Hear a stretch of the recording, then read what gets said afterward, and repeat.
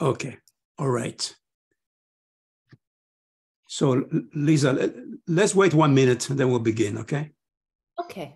All right. Let me see what else is here.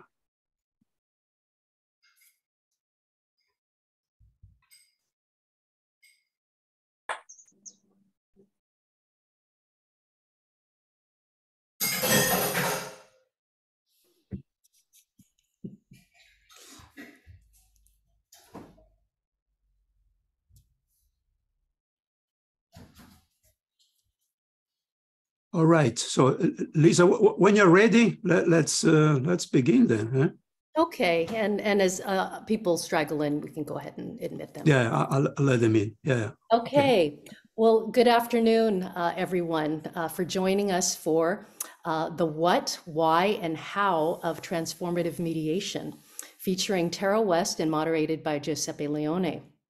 I'm Lisa Jacobs, and I'm a board member, secretary, and past president of the nonprofit organization Conflict Resolution Alliance, which is sponsoring this webinar.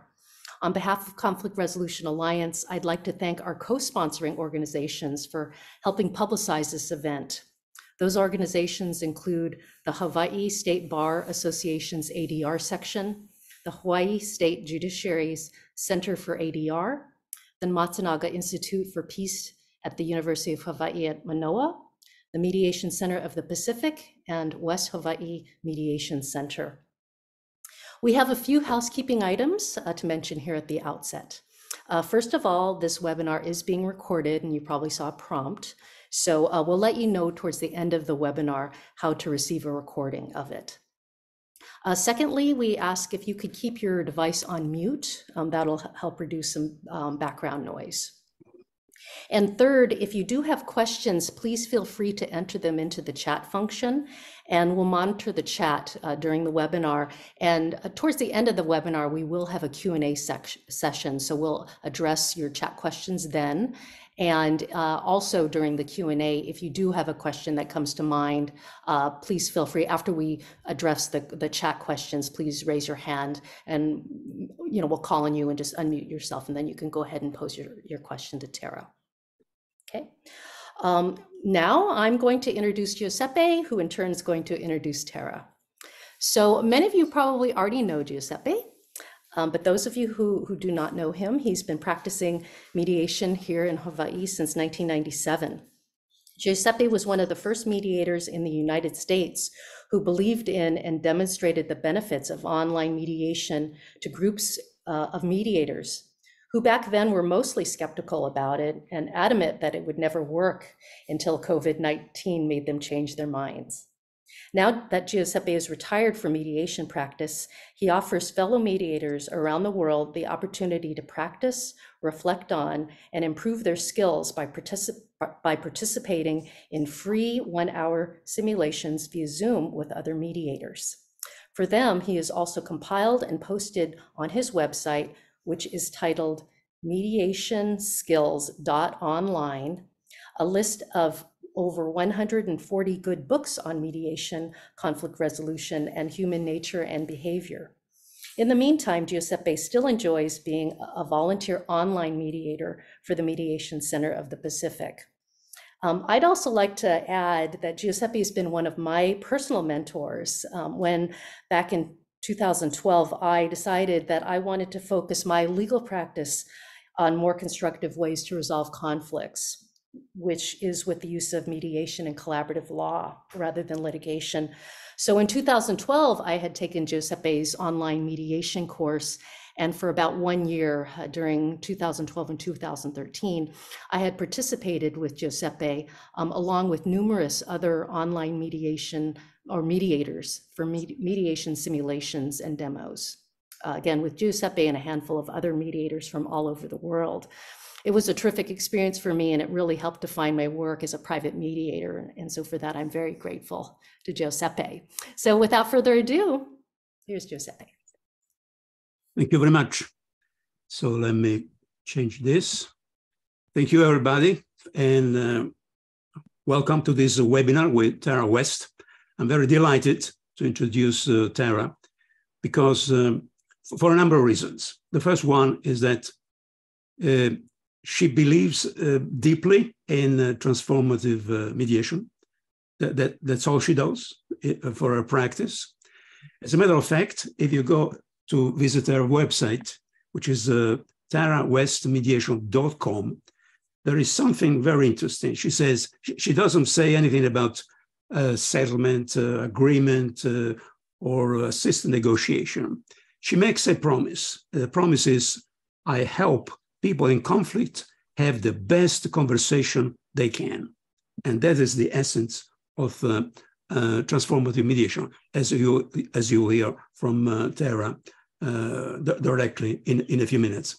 So not only she believes in transformative mediation, which is, as you will hear, is very different from the facilitative mediation, but she practices, and she has written 2 books about it. One book, which actually I recommend both books, but one is called The Mediator's Approach. And it's a short book, but very informative.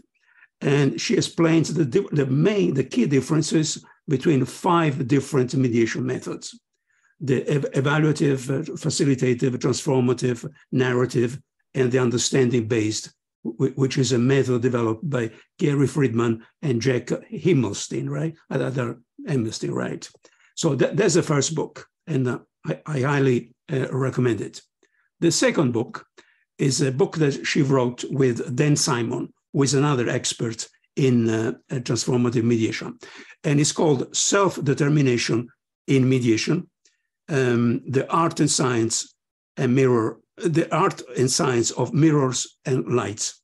So she believes in transformative mediation. She's written about it, and that's all she does for her practice. Okay. So I would like to welcome Tara West and thank her for her willingness to participate in this informative webinar. And I'll step out of the spotlight. So Tara, the floor is yours. Let me step out. Hold on a second. Thank you so much. Thank you, Giuseppe. And thank you, Lisa Jacobs, and everyone else who helped to put this together and sponsor it. I really appreciate it. And I can't not mention what a debt I owe to both Giuseppe and Lisa, actually. Giuseppe mentioned the book, Self-Determination and Mediation, The Art and Science of Mirrors and Lights. It actually features a role play that was hosted by Giuseppe and that Lisa was one of the stars of. So if there weren't enough good reasons to read that book, if you want to hear how well Lisa played a role and how that played out, I'd highly recommend reading it for that reason. So thank you, I owe a debt of gratitude to both of you. So, and I really want to thank you for being here because I love talking about transformative mediation. It's one of the most well-known but least understood approaches. So I'm hoping to be able to add some clarity to it today, but I will leave some time, probably about 15 or 20 minutes for questions at the end. So if I haven't clarified everything, be sure and let me know then. So I'm going to go ahead and share my screen.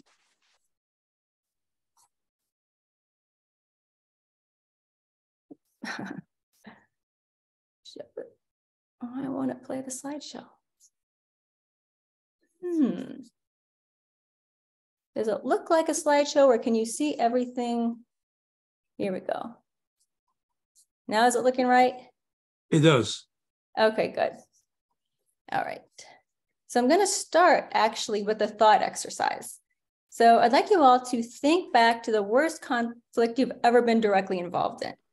And this is something not where you are a mediator or an advocate, but where you yourself were part of the conflict. So just see if you can get that in your mind. And once you've got that, I'd like you to think back to the worst moment of that worst conflict.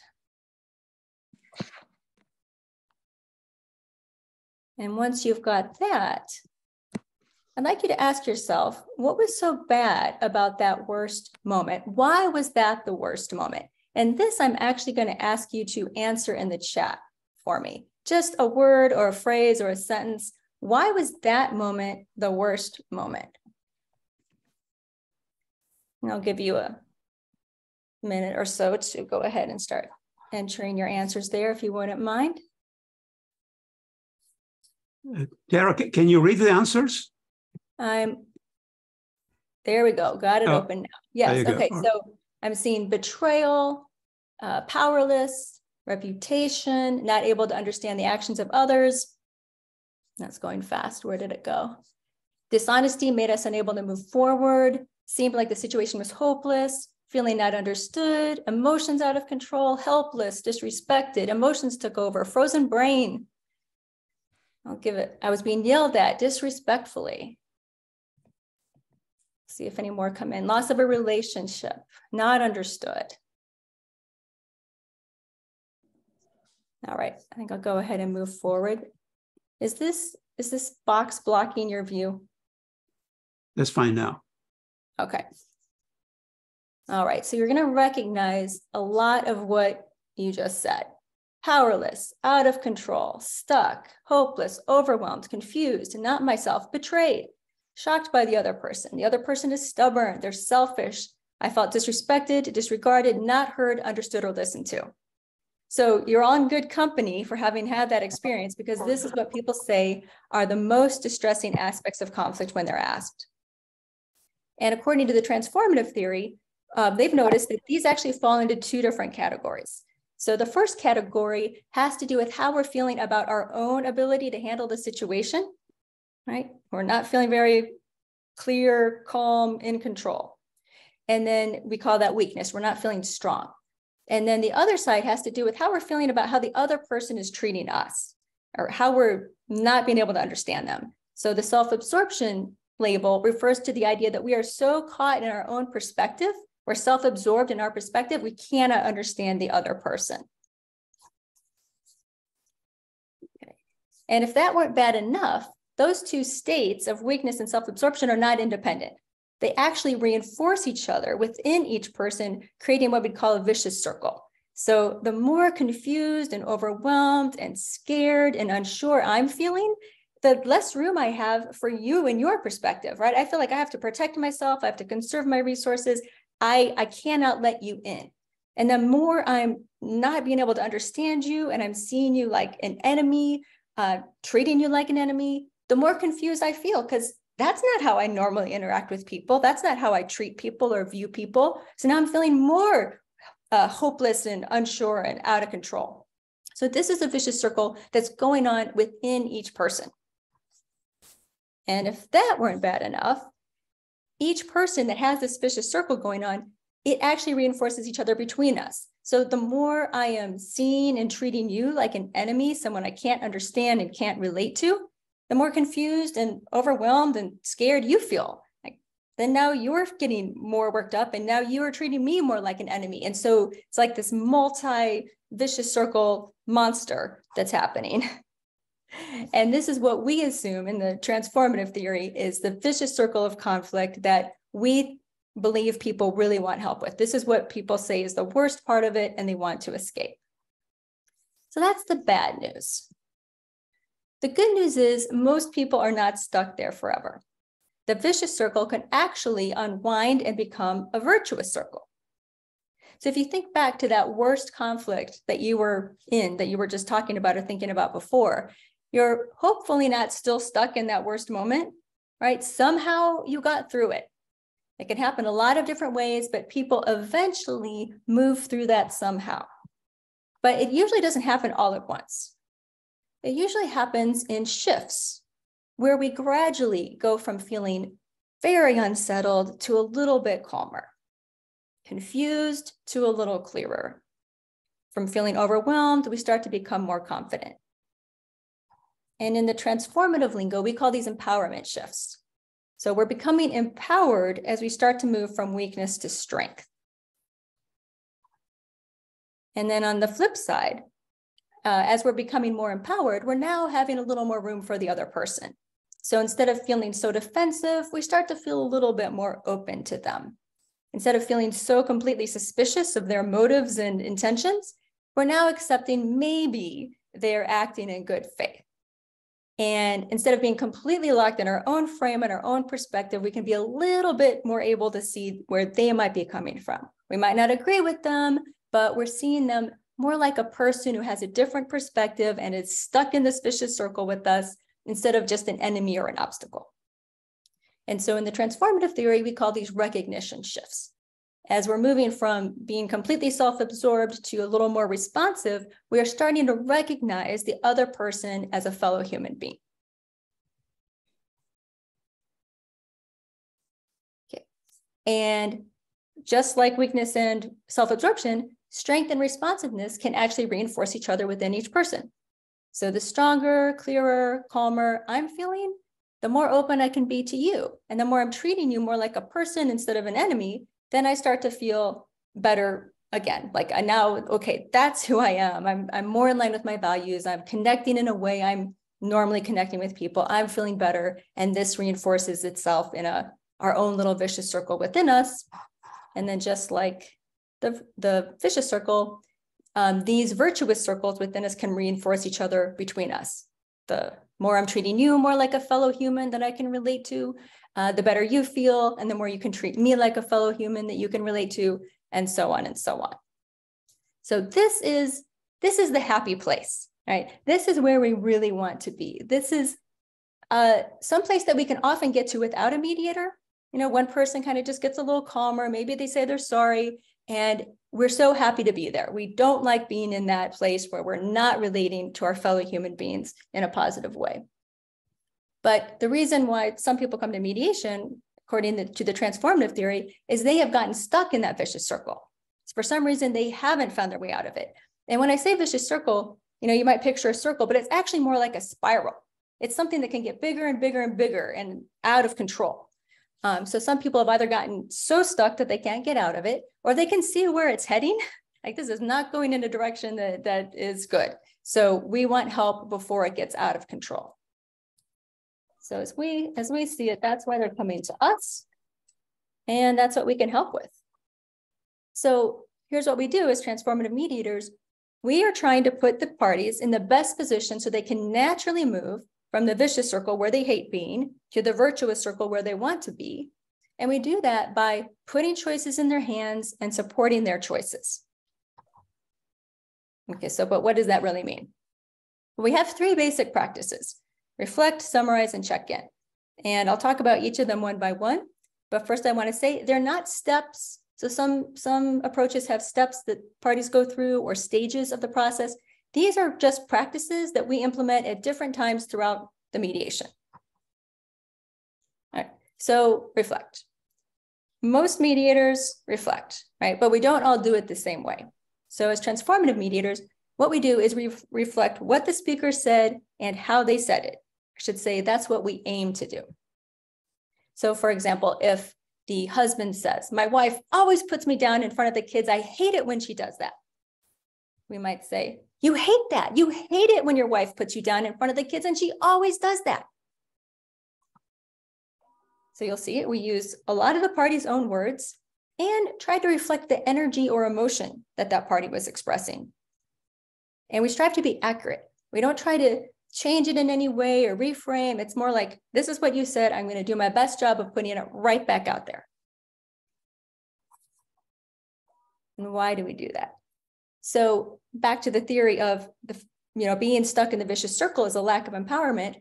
We're aiming to help empower them by helping them hear themselves think. So, okay, I said those words. Now they're coming back. I'm hearing them again. Yes, I'm getting clearer. That's where I was. That's what I said. You heard me. I had that effect on you. And so there's empowerment there. And then when we're reflecting one person, the other person in the room can now hear that person a little more clearly than they could before. Because oftentimes when we're in conflict, we block that person's voice out, right? It's just gotten so annoying for us, we don't even want to hear it. So when their words are actually coming through the mediator's voice, it's maybe a little bit easier to take them in. And then after we reflect, we just let them choose what to do. So they hear the reflection, they both get to hear it, and then make a choice after that. So that's the idea, is that that's empowering, that they're getting able to make their own choices. So that's what we're doing when we're just reflecting one person at a time. But we also summarize either the whole conversation or part of a conversation. So when they've covered a variety of different topics and they've both shared like different perspectives on some of the same topics, we'll try to organize in our minds with the different topics they covered. So we'll think, okay, so on the topic of X, John, you said this, Sarah, you said that. And then on this other topic, you said this, you said that. And so we're, again, trying to accurately label what the different topics were they covered and share each of their perspectives. And we aren't trying to just focus on agreements. Here's where you're on the same page. Here's the common ground. We are including agreements and disagreements. Whatever it is that they talked about, we will put it back out there in the summary. And again, we're hoping that this will empower them and that they will now get a little bit clearer, because like before, this conversation was going from here to there, zigzagging all over the place. And it can just feel very overwhelming when you're talking about one thing and then jumping to another. So when they can hear back, like, oh yeah, okay, we did cover these topics. You're right. I said this, you said that. Okay, it's getting clearer. And then there's the recognition aspect as well, because not only am I hearing my own perspective back, but now I'm hearing yours back. And now I can maybe be a little bit more open to what you were saying. And again, the empowerment comes back in when they get to make a choice afterwards. So we don't, after a summary, say, okay, so now here's what you should do. You should go back to this topic or talk about something else. Instead, we just leave it there for them to make a choice about what they want to do. So sometimes they might right away, without us saying anything, oh yeah, that reminds me, I want to talk about this other thing, or I want to go back to this topic. But if they don't actually say anything at that point, we may check in at that point and say, okay, so what would you like to do now? So this is what we would call the third practice, is the check-in. We do that at various points simply to let them know that these are their choices and see what they want to do next. I'll give you some examples of this. So here are some examples. So a lot of mediators would be surprised at this, but at the very beginning of a mediation, we say, would you like me to say a few words about the process? So we don't assume that they're necessarily going to want to hear anything, a little spiel from us. But 9 times out of 10, or probably 99 out of 100, they'll say yes. But it's still making it, setting the stage right at the beginning that this is your conversation. I'm here to support you. So I'm just going to check in. Would you like to hear a few words before I say my thing? And then where would you like to go from here? That might happen at the end of a summary or anywhere else where it's just nobody's saying anything. How would you like to spend the last 5 minutes? Pretty clear where that would come in. And then now here's another example of a check-in that's actually a reflection plus a check-in. So we might notice that John's been pretty quiet and say, John, you've been pretty quiet lately. No pressure from me. I just want to make sure you had the opportunity to speak up if you wanted to. So reflecting what we see in the room and letting him know he can make a choice. And this next one, people might find surprising. I noticed you've been speaking over each other for a while. It's not a problem for me, but I just want to make sure you're okay with how the conversation's going, or see if you want to do something else. I'm reflecting what I see in the room and giving them an opportunity to make a choice. Again, just saying like, these are your choices.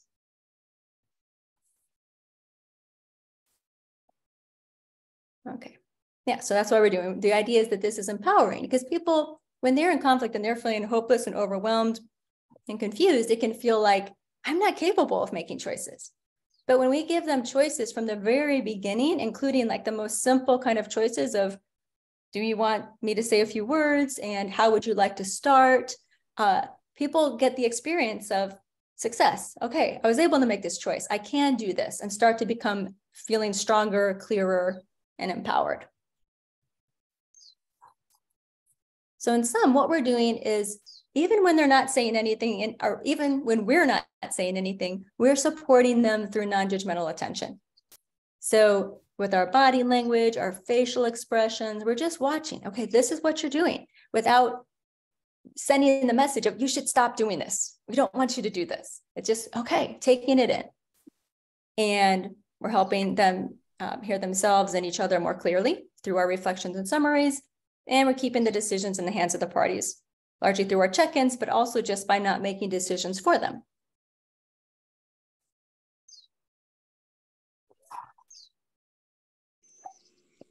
So what we're doing is we are focusing entirely on offering support to the parties. We're not actually even trying to push them into the virtuous circle. We're trying to support them with the idea that if they're supported, the virtuous circle is where they naturally want to go. We assume that we offer them support, they naturally move to the virtuous circle. And from there, once they're in that place where they're feeling stronger, clearer, more open to the other person, they will naturally have the constructive conversations that you and I have all the time, right? Whenever we're negotiating something, trying to solve a problem, if we're not in a negative state, we can often just do that.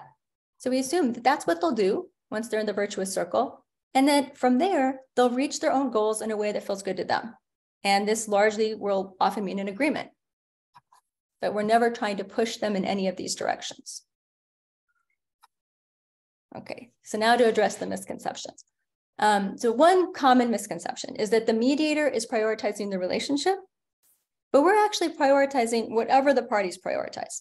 So we have it's a relational theory, meaning that we are attuned to how the parties are relating with each other, and we're noticing that, and we're doing our interventions based on the idea that that's how we can help. But we're not concerned with whether or not they have any kind of relationship, whether or not the relationship's going to go forward or not go forward.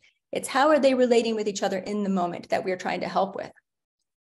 And so that's really, and so if they're talking about money in the bottom line, that's where we would focus, right? We are not trying to say, let's talk about your relationship or how you're relating. And it's related to this next point, which is that it's only useful when the parties have an ongoing relationship. So I'll speak for myself, but you can see if you agree with me. I care about negative interactions or misunderstandings or hurting someone's feelings or being hurt, even if I'll never see the person again, right? Like if I am interacting at a store with a store clerk and I make a remark that just doesn't come out the wrong way, or I'm kind of, sounds, I don't know, snarky or something, I feel bad about that, right? It'll bother me. Or if I feel like someone misunderstood me and now they're mad at me because of something that they thought I did that I didn't do, and I'll never see them again, I'm still bothered by that. So that our theory assumes that people do care about how they relate to each other, even if there's no ongoing relationship, and that we want to get to a better place where we're feeling good about our interactions, even if we'll never see the person again. So most of my mediations are a family and some workplace where people will see each other again. But my colleague, Dan Simon, who Giuseppe mentioned, is the co-author of one of the books I wrote. He has done this type of approach for 20 years in like every kind of case imaginable, including where people will definitely never see each other again. And he has found that it is effective in all of those different kinds of cases. And then the third misconception is that the mediator is nudging parties towards the virtuous circle, that we're trying to get them to see each other's perspectives. And you can be forgiven for having this misconception because the first version of the promise of mediation actually did have the mediator nudging a little bit towards getting the person to see things from the other person's perspective. And then Boric Bush and Joe Folger, who are the authors of that book, realized that actually that's kind of going against our theory. I mean, first of all, we would assume that people need to become empowered before they can be open to the other person. So the idea is empowerment comes first. And then also, to the extent that we're nudging anyone, that's potentially disempowering. So they wrote a new version of the promise of mediation and have been speaking elsewhere about the idea that, we made a mistake there. So a lot of people, I think, might still have that idea in their head because they read the first version of the promise of mediation. All right. And as Giuseppe mentioned, I'm going to move this out of the way. Okay. As Giuseppe mentioned, I wrote the book called The Mediator's Approach, 5.5 Paths Through Conflict. So I do know that you really can't just take all the other approaches and throw them in a basket. However, for the purposes of this illustration, to clarify and really highlight what's different about transformative, I'm going to throw the other approaches in a basket. Okay, so a lot of mediators will use questions to gather information, whereas transformative mediators only use questions to check in. We would never use a question to try to ask them for information. A lot of other approaches will reframe parties' words and tone. So they might try to remove some of the hostility or some of the words that they thought maybe could be provocative. And we will actually accurately reflect their words and tone. We try to say it in the way they did it and use the words they did, even if they're the type of words that under the next bullet point would be considered the heat. So hot words, swear words, names, things that indicate like a lot of hostility. A lot of mediators will avoid the heat, whereas we actually go out of our way to go to the heat. We pay special attention when we hear those words because we see those words as being indicators that the parties are caught in the vicious circle. And we assume that shining a light or holding up a mirror, the analogy we use in that book, on those hot words is a way to help people see more clearly where they are and also make decisions about, well, what do I want to do about that now? That's out there, that hot word, that was heard. We can't assume that it'll just get shoved under the rug. It was heard. And so by putting it back out there, now we're giving them an opportunity to make a decision about how they want to handle that. So the person who said it, when they hear it said back to them again, they might decide that, yeah, I said that for a reason because I'm really upset, and it makes me realize how much more I really want to say and I need to say. Or they might hear that word and be like, oh, yeah, I did say that and I didn't mean to, and now I want to take it back. So they get to make a choice about it. The other person also, after they heard that hot word, they could say, I'm not going to stand for that. That was disrespectful. I don't want you talking to me like that. So everyone gets a chance to respond. We don't go out of our way to say, hey, you said that word. We just use it in the reflection or use it in the summary so that they hear it again and can make a decision at that point. And then where a lot of mediators will lead the parties, whether it's through steps or stages or suggesting that they discuss certain topics, we follow the parties. It's always, they said something, we reflect and summarize, not we're initiating where they should go. And where a lot of mediators will emphasize common ground, we emphasize whatever the parties emphasize. So if the parties are talking about common ground, like will happen a lot in parenting or divorce mediations, when people will say, yeah, we both love our children, or so-and-so is a good father, we'll go ahead and say that, the common ground. But if they're not talking about that, we won't go out of our way to try to find that or make assumptions about that. And where some mediators, not all, but some might suggest solutions or steer them away from solutions they don't think are a good idea, we will support the parties' decisions without trying to steer them in any direction. And part of that, one reason for that is we assume that we don't know actually what's best for them, that they know more about their situation than we do. But we also assume that even if we did know what was best, supporting their decisions will put them in the best position to make their own good decisions, meaning if it's not a good decision, they'll steer away from that themselves. They'll realize it themselves once they get calmer and clearer. And that if we're suggesting or steering them, it can actually backfire and make them more likely to dig in their heels because now they're resisting our nudging. And that actually will lead me to the next point, which is that the transformative approach is, in my view, consistent with the research on human nature, and in particular, basic psychological needs. So in the book, Self-Determination and Mediation, The Art and Science of Mirrors and Lights, Dan Simon and I go into a lot of detail about something known as self-determination theory, which suggests that humans have 3 basic psychological needs. And one of those needs is our need for autonomy. So back to the point I was just talking about before with not wanting to steer them anyway, we value our own autonomy so much that if we are feeling like we're being pushed or pulled, we will actually resist that and be more likely to go the other direction just to maintain our autonomy. So the transformative approach, as I see it, is more consistent with the idea that people value their autonomy. And so we are supporting their autonomy, which will allow them to get to a place to make their own good decisions. And then another basic psychological need is our need for relatedness or connection with each other. So by assuming that this is who humans are, this is what we want to connect well with people. We don't need to be pushed or pulled into connecting. It's something we naturally will do, but that in order for our connections and positive interactions to be meaningful, they have to be autonomous.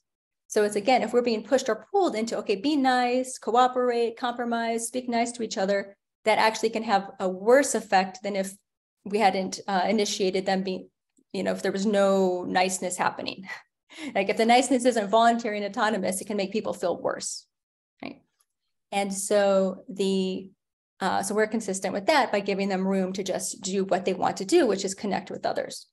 And then the third basic psychological need, according to self-determination theory, is the need for competence. And that's the idea that we all want to solve our own problems and expand our horizons and rise to challenges. And so that's actually a basic need. And so the transformative approach, by giving people the room to make their own decisions and solve their own problems, we're allowing them to meet that basic need.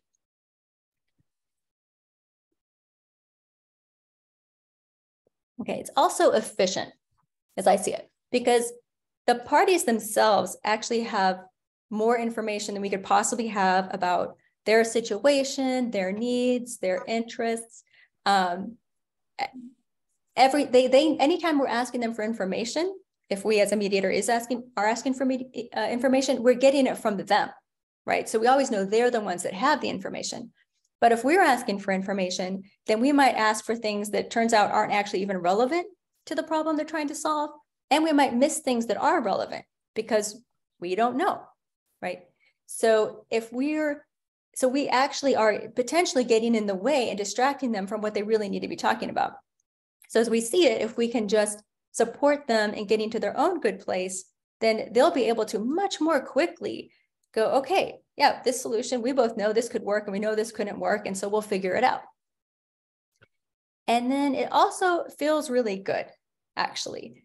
When you know that your only job is to support the people that are in front of you, to reflect what we're hearing, summarize their conversations, there's not that pull that can happen when we're trying to get them somewhere. You know, sometimes I used to feel like I was in conflict with the mediation parties. They weren't doing what I thought they should be doing. And that could be very stressful and frustrating. So just knowing that it's my only job is to support them, it's like a weight off my shoulders. And it feels very respectful to treat them as if, yeah, they are the best indicators, or they do know more about their situation than we do. And they do want to treat each other well. And they do want to take care of themselves without hurting each other. And so to treat them that way, it is more likely to bring that out, but it also just feels good. And I've seen some surprising results. So one case in particular I want to tell you the story about is a divorcing couple who came to me with just one problem that they were trying to solve. It was, what price was the wife going to pay to buy the husband out of the marital home? And they started maybe $20,000 apart or something. I feel like she was in the 30s, he was in the 50s. And just by being supported, they talked voluntarily about, what why they thought their number was fair, what their needs were, their interests. It had all the types of conversations that people would normally have that mediators might ask them questions about. They did it on their own. And then they just started moving closer and closer, but they were still several $1,000s apart. When the wife said, she's like, okay, this number, what was it? I'll say 43,000. This is my final offer. This is the most I can do. This is it. I can't do a penny more. And the husband just like took it in, you could tell he knew his wife. He knew when she was serious. He knew she meant it. So he's like, I'm going to go get a drink of water. So he goes and gets a drink of water. He comes back and he goes, I feel called to tell you I will accept 41.5. And like the wife and I are both like, wait, what just happened? Wait, he just said he wanted less than what you were offering is basically what happened. I didn't say it. I'm just watching. And the wife said, yeah, are you sure? You're comfortable. You're okay with 41.5? And he was like, yes, I feel good about that number. And so you can imagine I was pondering this for a while afterwards, and I'll keep you in suspense for a second while I get a drink of water myself. And it occurred to me, the basic human needs, his need for autonomy. He knew he wasn't going to get a number higher than what she had said, but instead of going with her number, it actually felt good to him to choose a number himself. That's what I'm thinking could have been part of it. And then the relatedness connection part. He wanted to end things in a positive way with his wife, right? He wanted to be able to show some generosity, and just have things end in a nice way. They didn't have kids together. They do have dogs together, but still, it still felt like a gesture of connection. And they solved their own problem. So I think I will stop there and leave room for questions now. Tara, would you like? Okay. All right. Okay. Hold on a second. You know what? I forgot to show something. Your contact information, right? Right. Okay, let me go back to that. Yeah. Right. Sorry. There you go. Okay, so transformativemediation.org is actually the Institute for the Study of Conflict Transformation. So they are a think tank that they do all sorts, they have talks and programs and trainings related to transformative mediation. And then this is my website, and this is my email address. So everyone is welcome to reach out to me if you have questions. If you want to, I'm on LinkedIn, if you want to connect with me there. And okay, now I think I'll stop sharing. I'll give you a second to, yeah, Giuseppe? Yeah, that's fine. I think we read it. So okay. Transformativemediation.org, terrawestmediation.com, terrawestmediation.com. All right. If you want, you can stop the video. Thank you. And okay, let me see. All right. So now is yeah. Well, there are so many people now. Okay. So do you have any questions about what Tara said? Because clearly these concepts are Josephine Bolger raised the hand. And oh, did you want to remove the spotlights now so we could see everyone? Is that what you were going to do?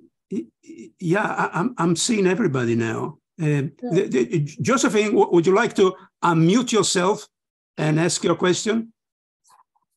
Yes, thank you so much. I just have a quick question on, you were talking about heat, and when there's heat in a conversation and reflecting that back. What would you do if there was fear with regard to control, coercive behavior, or any kind of domestic violence or abuse or anything like that? Like, and if there was fear, and there was one of the parties was at a point where they were barely in the room, and then you as a mediator were doing that, that would concern me with some people I've worked with, because the calmness can be very important to, if that's the case. Yeah, that's a great question. I feel like there are a couple of different answers to that question. Well, one thing is I make it very clear to people from the beginning that they can end the session whenever they want to.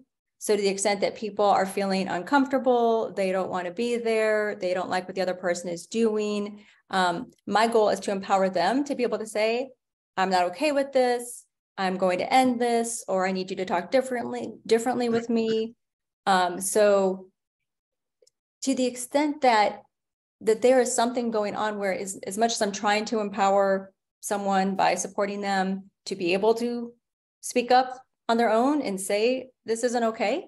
But if I'm trying to and it's still not happening, and I feel like there is something going on that is just so destructive and harmful, then at that point, I will simply, like, if I realize that I can't support both of them, because maybe I'm starting to feel like I want to take this person's side, I want to protect this person, I want to, shove this person down, and I just don't feel like I can be supportive, then at that point, I will withdraw from the case.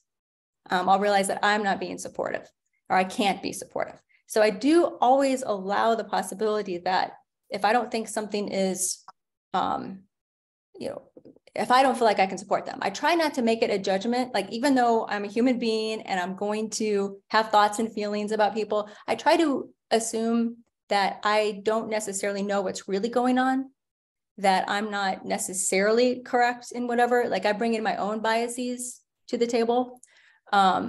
I might, in a case where I really felt like there was a lot of bullying, speak with them individually and find out if that person really wants to be there. Like, I wouldn't want anyone to feel like they had to be there. So if I get any kind of sense that a person is not there voluntarily, then I would definitely check in about that. In our book, the book I wrote with Dan Simon, there's a story in there that does reflect something where it seems like there's actually a hint of violence being threatened. And it wasn't Dan's story, it wasn't my story, it was a colleague of ours who told this story, and Dan asked her if we could put it in the book. And she had checked in with this person, and the woman said, I really want to be here. This is the only chance I get to speak with him. And so it's one of those things where it's like, what are the alternatives, I guess? And if we thought that it would be helpful, I mean, maybe, if you're doing something that you feel like is working, then don't let me tell you that it's not. But a lot of times it can be the case that if we're trying to stop one, if we're trying to sort of level the playing field, that can actually backfire on people. And I know that's not what you were saying. You were talking about just maybe being calm ourselves and not putting that heat back out there, because that heat could end up making that person more scared. So yeah, I would say you'd have to use your judgment in the moment. And yeah, there might be cases where you feel like, oh, at this moment, this would not be a good idea to do. But we generally assume that when the person who's being hostile hears it back, then they feel heard and then they calm down and then they're less likely to continue being hostile. But it is also an art to doing it in a way that doesn't sound like we are now agreeing with that person. It's more like, I'm reflecting your energy. Like, you said this, you're upset. This is not like we're just an echo of it so that he or she is hearing it again as coming at that person. So it is definitely, yes, an art, and everybody would need to use their own judgment about what will actually be helpful in that moment. Thanks for that question. Did I answer it? Yeah, just so what I'm hearing there is that probably if there is that indication, because especially with intake, you would get a sense of that anyway when you're screening. But what I'm hearing there is that then you're informing them of that process, that this might happen in the mediation, and that it's not so much directed at them, but it's just about checking in and doing that maybe beforehand, just as a reassurance so that they're not alarmed by it, I suppose. Yeah, at the very beginning, I definitely let people know what I do and how I'm doing it, and that if at any moment anything I'm doing doesn't feel helpful, they should let me know. But I do still have to watch to notice Thank you. body language. Yeah. Okay. Thank you. Are there more questions? Because I see Lou has his hand. Lou Chang, go ahead, Lou. Thank you, Tara. I appreciate your presentation. Let me present to you a broad question.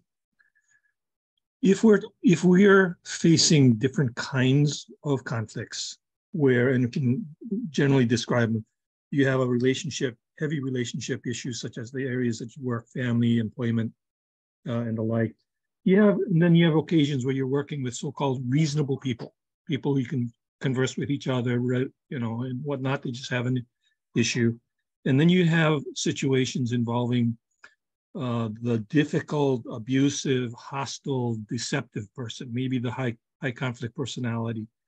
And then you have people who are, hey, it's just money. They're not going to see each other in the past. It's simply transactional. Are you comfortable that the transformative model works adequately or reasonably well along this whole spectrum of situations, or do you think that it works better in some and not in others?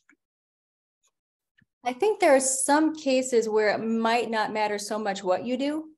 So like when you said, when people are just having great conversations on their own and maybe they don't need a lot of help one way or the other, then transformative works fine, but some other approach might work just as well. But if you're asking, like, are there some cases where I think like a different approach would work better than transformative? I'd have to think about the specific situation, like the way you described there's nothing about what you said there that would make me think that something else would work better than transformative, any of those situations you described. Because it really is about, we use the analogy of one size fits all, but it's a very stretchy fabric. So we are adjusting our approach to what's going on in the room. So if they're speaking in a calm way, our reflections are also going to be calm. And if they're talking about money and just getting clear on what are the different numbers, our reflections will just allow them to get even clearer. They might not need a lot of help from us, but we're not getting in the way, I guess is the way I see it. And whereas I see some other approaches could be potentially getting in the way and slowing things down, and they might not cause a problem, but to the extent that people are, they have more information than we do, I don't know how a mediator is going to necessarily bring more to the table by asking specific questions or directing them in any way. But it might be more helpful actually if you let me know if there was something in particular about what you were laying out where you would say, I think a different approach would be better here. And then I could respond to that. Okay, why don't we assume a situation where you have a highly hostile, defensive, abusive participant. And some theories say you need to set some limits and you need to help them understand what they're doing and the like, but it calls for a more assertive mediator approach. What would you do with that? Yeah, I would say, well, one thing is the mediator can only do so much. So we're only there in the room during that time that they're in the mediation. And there's still, if there's like some sort of dynamic between them, if they have some sort of ongoing relationship where they have a dynamic of one person is really dominant or abusive, that dynamic is still, they're still going to be having to deal with each other and we're not in the room. So even if we could really somehow control what was happening in the room, and we might, be able to really exert some control to make that person kind of stand down, but things can backfire. Like if a person's being suppressed in their, expressions and not being heard, then they might just take it out on the person more later. So what we're kind of making the assumption that when people are behaving that way, like one's being really dominant, the other one's being submissive, is that these are two different responses to the vicious circle. Because when we're like in conflict, our emotions are high and we're scared. And when we're scared, some people actually attack out of fear and other people like submit out of fear. But that these are just responses to that state that they don't really want to be in. And that when they're actually heard, they can actually become, the balance goes more like this. This person feels less scared. They can stand up for themselves a little bit more. When this person feels less scared, they might not feel the need to attack anymore. That's the idea. And it might not go perfect. We might not be able to get it perfect to that equal place. But I guess the question is, what's the alternative? So even if you do exert a lot of control there, is it necessarily going to lead to a good outcome in the end? It could actually backfire in the moment. And if not, it could backfire later. Boric Bush actually wrote a really great article called like Mediation and Social Justice, I believe, talking about this whole question, which is a good question of what is the mediator's role when we see injustice? And to the extent that we can't actually make anyone do anything, the best thing we might be able to do is just help get to a better place where they will be better able to deal with whatever situation they're in. So if there's a power dynamic that's actually an imbalance that's like, structural, we can't change that. So what can we do to help them deal with that imbalance better? Tara, there are a couple of more questions. Hold on a second. Dick Mosher, can you speak up? Thank you, Giuseppe. Tara, very interesting. I wonder how well the transformative approach works when there are lawyers involved. I don't do any family court work. I handle appellate mediations where there's already been a court decision favoring one side and against the other. And the lawyers are the spokespeople. Now, if I tell a lawyer, where would you like to go from here? I'm going to get a list of outrageous demands, not necessarily what his or her client, wants to get out of it, but lawyer demands. And then the response is going to be a counter list of outrageous demands, or we're out of here. So how well does this work in that kind of situation? Yeah, Dan has actually done this a lot with lawyers, and we have a whole chapter in that book on lawyers, and we treat them like another party that also has their own emotions and their own getting in the vicious circle themselves. And to the extent, I've had a similar question before. What if one person says these outrageous things? And so I said, well, okay, let's try it in this training. And they did it. And the other person just said, see ya. It's like, okay, they get to do that. So I think part of them knows that, okay, I can say something outrageous, but if the other person just is going to walk away, then maybe I have a motivation not to say something outrageous, or to at least go, okay, let me take that back. So we assume that the parties themselves can say no. We don't have to be the ones saying no. Okay, so we have another question from Jill. Jill, can you unmute yourself? Thank you. Thank you, Giuseppe. This will be the final question. Thank you. Thank you.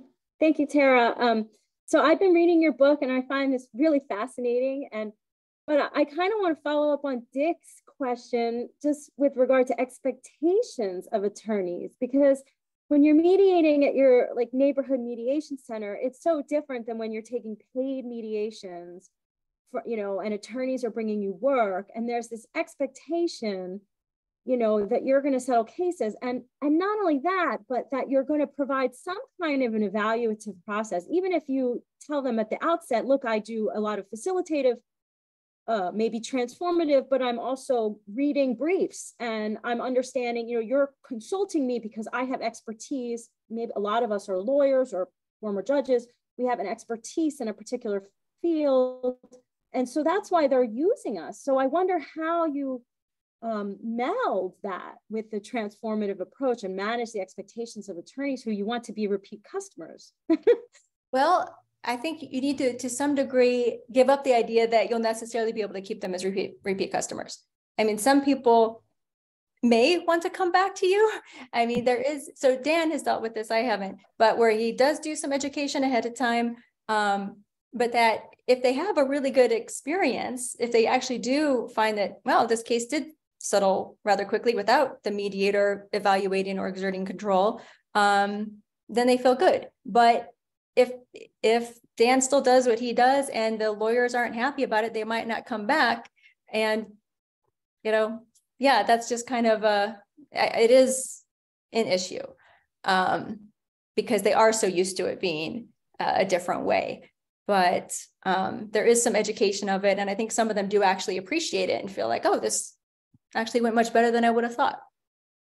And then we assume also the lawyers are going to know more about their cases than we possibly could. So even if we have some expertise in that area, if the lawyers are given a chance to just have a good conversation with each other, and the parties are also there that they could step up or not and say what we really care about. We don't really care about this legal stuff. We just want our problem solved, you know, that can be effective.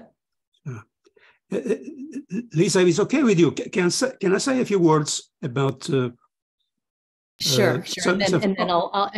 And then do you want me to tell them how to get, we're going to send resources afterwards? Yes. I just want to I can either say it or you. It's up to you. Oh, okay. A couple of things which relate to what Dick said.